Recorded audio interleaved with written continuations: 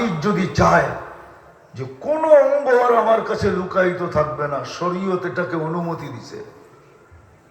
বলো কোলামা দিছে না দেয়? অনুমতি দিছে। ফেরাউনের কৃতদাসী আল্লাহর রসুল মেরাজের রাত্রে কবরের পাশ দিয়া যখন যাইতেছিলেন তো বলতেছিলেন, জিবরিল ইন্নি আজিদু রিহা জান্নাহ হা হুনা, এখানে জান্নাতের সুগ্রাণ পেতেছি।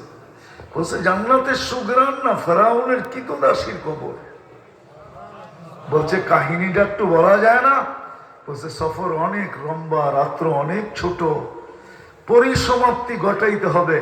মনে হয় আল্লাহ উপর থেকে আওয়াজ দিছে, জিবরিল আজকে মেহমান দেখা হবে, মেজমান দেখা হবে না। আজকে তো মেহমান দেখা হবে, রাত্র দেখা হবে না। আজকে তো মেহমান দেখা হবে, সফর দেখা হবে না। আজকে তো মেহমান দেখা হবে, ছোট বড় দেখা হবে না। আজকে তো মেহমান বন্ধু, মেহমান বন্ধু, আজকে মেহমান। বলো কাহিনী। তো পুরা কাহিনী শুনাইছেন। হাতের থেকে চিরুনি পড়ে গেছে তো উঠাইতেছিলেন বিইসমি রব্বিল আলামিন, সমগ্র জগতের রবের নামে উঠাইলাম। ফেরাউনের কিত পালক মেয়ে পিছে দাঁড়ানো ছিল, জানা ছিল না। রব্বুল আলামিন শুনতে দেরি, ছুটে এসে জিজ্ঞাসা করতে দেরি করে নেয়, আইয়ু রব্বিন সাম্মাইতি, কোন রবের নাম নিলি? তো বলল আল্লাযী রব্বি, যে আমার রব। রব্বা কি? তোমার রব। রব্বা আবা কি?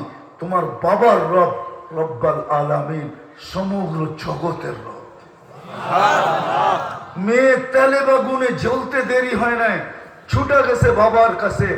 বড় মজলিসের ভিতরে চিৎকার দিয়া জিজ্ঞাসা করতেছে, আবি আলাস্তা রব্বুনাল আলা, তুই কি আমাদের বড় খোদা না? ফেরাউন চিৎকার দিয়া জবাব দিতেছে, বালা, আমি তো বড় খোদা। মেয়ে বলতেছে, আকবরাতনি মাস্তা, নাম ছিল মাস্তা। আকবরাতনি মাস্তা আন্না লানা রব্বা, আমার কৃতদাসী খবর দিছে আমাদের নাকি একজন রব আছে। বাবা তুই নাকি 2 নম্বর। হয় বলতে দেরি, বলতে দেরি। ফেরাউন বলতেছে, ডাকাতি তো ডাকাতি আমার বাড়িতে, ডাক ওকে। ডাকছে, বলছে আইয়ু রব্বিন আকবরতি, ইমানের টোকা যত লাগে তত বাড়ে। প্রথম টোকা লাগছে তো একটু বাড়ছে, এখন আসল জায়গায় টোকা লাগছে তো বেড়ে গেছে, ফুল বেড়ে গেছে। বলছে তুমি কি চিনো না আল্লাযী রব্বি, যে আমার রব। রব্বা তোমার রব। রব্বা বিনতাক, তোর মেয়ের রব। রব্বাল আলামিন, সমগ্র জগতের রব। এতটুক পরিচয় যদি তোর যথেষ্ট না হয় তাহলে শোন কোন রবের নাম নিলাম।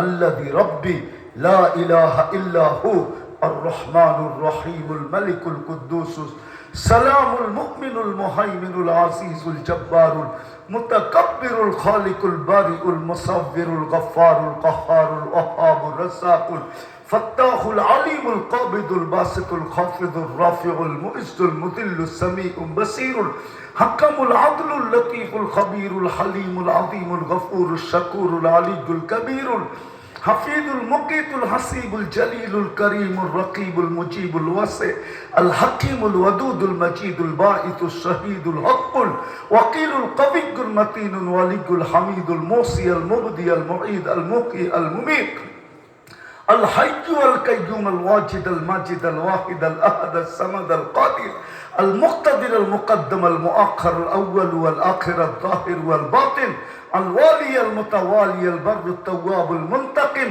العفو الرؤوف مالك الملك ذا الجلال والإكرام المقسط والجامع والغني والمغني المانع الضار النافع النور الهادي البديع والباقي الوارث والرشيد الصبور ফাহুয়া রব্বি ওয়া রাব্বাক, এটা হলো তোর আর আমার রব।